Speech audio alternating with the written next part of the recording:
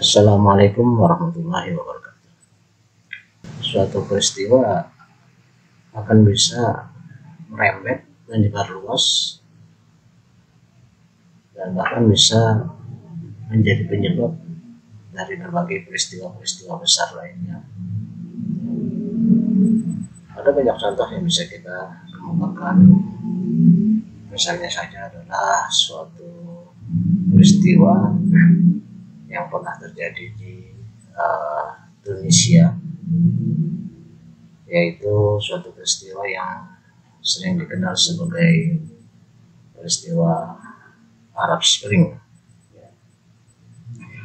Arab Spring ini diawali dari Tunisia oleh salah seorang pemuda berusia 26 tahun yang melakukan aksi bakar diri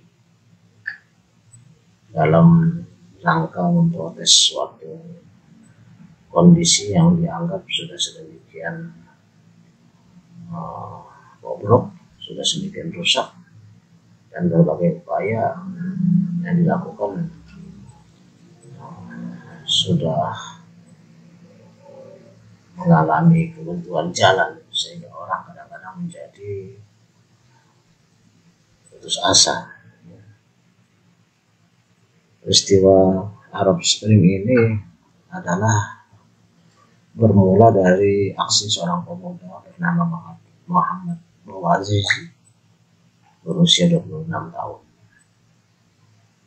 Dia kesehariannya adalah berjualan di pasar. Tetapi mungkin tidak hanya di Tunisia, tetapi juga di berbagai belahan dunia, di berbagai negara, termasuk di negara kita. Para pedagang kecil seperti ini sering diganggu oleh preman-preman, bahkan juga tidak mustahil oleh oknum aparat. Bouazizi ini suatu kali berdagang di suatu tempat tidak diperbolehkan untuk berdagang saat, tapi oleh karena tempat itu mungkin baginya adalah suatu tempat yang strategis, di mana barang dagangannya bisa laku, maka meskipun sudah dilarang berkali-kali, tapi Bouazizi didesak oleh kebutuhan untuk menafkahi keluarganya, dia tetap berjualan di sana. Sampai pada suatu kali Bouazizi ini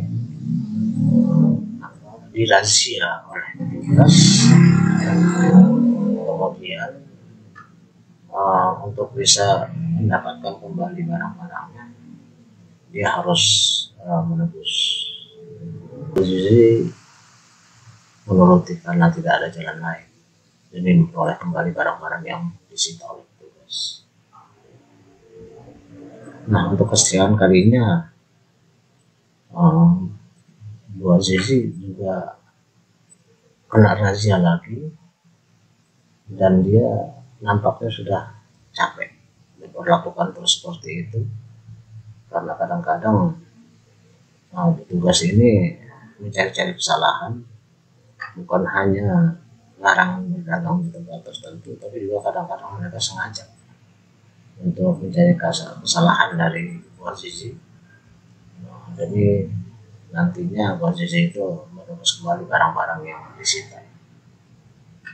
Suatu kali Bouazizi mengalami hal seperti itu lagi, dan dia mendatangi kantor petugas. Tapi kali ini berbeda dengan yang sebelumnya. Dia tidak memberikan sejumlah uang untuk menebus barang-barangnya, tetapi dia melakukan aksi bakar diri. Aksi bakar diri karena dia merasa sudah begitu putus asa, diperlakukan terus seperti itu, sehingga akhirnya dia melakukan protes dengan cara membakar dirinya sendiri di depan kantor petugas. Tentu saja hal ini menimbulkan kehebohan Kemudian berita tentang adanya seorang yang tengah melakukan aksi bakar diri di depan kantor petugas ini sampai kepada saudara sepupunya ya, yang bernama Ali. Ali kemudian berlari ke tempat kejadian itu, lalu di tengah-tengah kerumunan orang yang berusaha untuk menolong, di mana Bu Azizi itu tengah menggelepar karena terbakar, Ali kemudian memvideokan kejadian tersebut. Lalu kemudian pada sore harinya dia mengupload video tersebut ke media massa. Maka kejadian ini pun menjadi menyebar luas informasinya, karena peran media massa sekarang ini kan kita tahu orang bisa saja mengupload suatu video dan pada akhirnya video tersebut bisa menjadi suatu yang viral. Seperti juga video tentang Bu Azizi yang membakar dirinya dalam rangka memprotes perilaku dari para petugas. Ini kemudian juga tersebar luas sampai akhirnya mendorong terjadinya demo yang semula tidak begitu besar, tetapi karena peranan media massa yang juga diviralkan, ya, maka video Bu Azizi ini menjadi menyebar luas dan mengundang demo yang makin lama makin besar, makin menyebar luas, bahkan sampai luar negeri, ya. Gara-gara aksi dari Bu Azizi ini, ya, yang makin lama makin membesar, maka akhirnya perilaku Bu Azizi seorang pedagang kecil yang menjadi martir dalam upayanya melakukan protes terhadap aksi dari para petugas yang dianggapnya tidak saja tidak melindungi, bahkan memperalat dan memeras, mempermainkan pedagang kecil, dan hal yang seperti itu berulang-ulang sampai akhirnya dia menimbulkan suatu, ya, kemarahan dari Bu Azizi dan bakar diri, dan kemudian video tentang itu viral sehingga tidak bisa dihindari lagi. Hal tersebut menjadi suatu pemicu dari kerusuhan nasional yang memprotes perilaku dari aparat di bawah rezim Presiden Zain al-Abidin, sehingga pada akhirnya akibat kematian seorang martir tersebut hanya dibutuhkan waktu 8 hari, itu menjadi suatu banjir bandang yang sangat dahsyat, sampai akhirnya Presiden Ben Ali itu kemudian juga turun tahta. Akhirnya dia juga tumbang, dimulai dari peristiwa bakar diri dari Ben Ali ini, dan dari Bu Azizi ini, ya. Gejolak di Tunisia ini seperti yang tadi kita sebutkan menyebar luas sampai ke dunia internasional akibat peran media massa, ya. Juga merembet ke negara-negara lain, seperti di Mesir demo besar-besaran terjadi menentang Presiden Hosni Mubarak, dan akibat demo yang terjadi penentangan terhadap Hosni Mubarak ini hanya perlu waktu 18 hari sejak dimulainya demo besar sampai akhirnya Hosni Mubarak turun juga. Begitu juga dengan di negara-negara lain sekitarnya. Setelah Presiden Mesir itu itu mundur, kemudian juga pemimpin Libya Muammar Gaddafi tumbang pada Oktober 2011. Demo anti pemerintah pertama di Libya terjadi pada 15 Februari 2011. Terus kemudian untuk menumbangkan Muammar Gaddafi yang sudah berkuasa selama 40 tahun, ternyata makan waktu 8 bulan.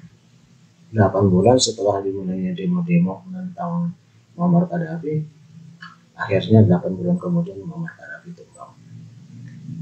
Demikian juga dengan Presiden Yaman Ali Abdullah Saleh yang telah berkuasa selama 33 tahun, juga akhirnya mundur pada bulan Februari 2012 setelah 1 tahun negaranya dilanda demo massa dengan besar-besaran pro demokrasi. Jadi dengan demikian kita melihat Tunisia, Mesir, Libya, dan Yaman adalah 4 negara yang pemimpinnya tumbang karena suatu peristiwa yang dipicu dari aksi bakar diri yang dilakukan oleh Bouazizi. Peristiwa tersebut dikenal dengan peristiwa Arab Spring, musim semi Arab. Demikian juga dengan negara-negara lain ikut tumbang, ikut kena getah dari satu peristiwa yang bermula dari perlakuan tidak adil petugas terhadap seorang pedagang kecil yang nekat akhirnya menjadi martir bakar diri. Peran media massa juga bisa kita lihat hari-hari terakhir ini, yaitu dengan adanya peristiwa yang menimpa seorang pejabat dari Kementerian Keuangan, khususnya dari Direktur Jenderal Pajak, di mana akibat dari perilaku putra dari seorang pejabat eselon 3 di sana yang melakukan penganiayaan terhadap temannya sendiri, katakanlah saingannya dalam pemilihan seorang perempuan, dan dia telah melakukan suatu tindakan di luar kontrol, tindakan yang tidak terkendali, sehingga menyebabkan orang yang dianiaya itu mengalami koma. Maka ternyata suatu peristiwa seperti ini akibat peran media massa menjadi berkembang. Yang tadinya hanya menimpa seorang anak, peristiwanya kemudian menyebar menjadi viral. Akhirnya kemudian satu hal yang tidak terduga, ayah dari si penganiaya kemudian menjadi kecurigaan dari para netizen akibat adanya kejanggalan di mana seorang pejabat yang hanya selevel eselon 3 ternyata memiliki kekayaan yang luar biasa di luar kewajaran, sampai akhirnya merembet ya, bukan hanya si anak yang terkena masalah hukum, apa sih bapak yang semula sebenarnya tidak terkait apa-apa dengan peristiwa tersebut, tapi akibat pemberitaan media massa dan ulikan dari netizen, terbongkarlah bahwa pejabat ini memiliki kekuasaan, memiliki kekayaan yang luar biasa, sampai akhirnya diputuskan oleh pimpinan Kementerian Keuangan bahwa si pejabat eselon 3 ini akhirnya dipecat dan juga diteruskan ke proses hukum, dan selanjutnya juga semua rekening-rekening yang menimbulkan kecurigaan karena jumlahnya besar itu akhirnya terbongkar, semua rekeningnya diblokir. Apa kesamaannya peristiwa ini? Walaupun beda skala, yang satu adalah masalah politik yang menyebabkan banyak presiden dari berbagai negara memberontak, sementara yang satu adalah peristiwa penganiayaan dari seorang anak yang mengakibatkan orang tuanya menjadi kesulitan dan bahkan sampai akhirnya dipecat. Dan bahkan peristiwa ini bisa jadi akan terus merembet seperti bergulir seperti bola salju, makin lama makin besar, sehingga kemudian akan banyak pihak-pihak yang terpaksa juga harus menerima getah dari perbuatan seseorang yang sama sekali tentunya pada awalnya tidak diduga akan berakibat seperti itu. Nah, itu semua adalah peran dari media massa. Ya, karena itulah di dalam dunia yang sudah serba digital sekarang ini, di mana begitu cepat suatu peristiwa menyebar luas dan akibatnya terus bergulir sampai ke tingkat yang tidak bisa diduga. Semestinya kita menjadi lebih bijaksana di dalam memanfaatkan peran internet, peran media massa, dan tidak terbawa arus, tidak terbawa emosi hingga kita menjadi di luar kontrol. Kita melakukan hal-hal yang barangkali awalnya tidak kita duga, tapi lama kelamaan dia bergulir dan terus berkembang sampai pada akhirnya bukan hanya menyusahkan kita, tetapi juga menyusahkan orang-orang sekeliling kita. Maka di tengah manfaat yang bisa kita petik dari kemajuan teknologi di media massa ini, ungkapan bahwa sekarang ini bukan mulutmu harimau tapi jarimu yang harimau, kita harus bijak di dalam mensikapi suatu peristiwa. Jangan sampai akhirnya kita lepas kendali, lost control, dan pada akhirnya apa yang tidak kita duga kemudian berkembang menjadi malapetaka besar yang bukan hanya membahayakan diri kita sendiri, tapi juga menyusahkan orang-orang sekeliling kita, tapi juga meresahkan masyarakat secara keseluruhan. Dan karena itulah kembali bijaklah untuk memanfaatkan media massa. Demikian, semoga kita bisa menarik hikmah dari peristiwa-peristiwa tersebut. Akhiri, Assalamualaikum warahmatullahi wabarakatuh.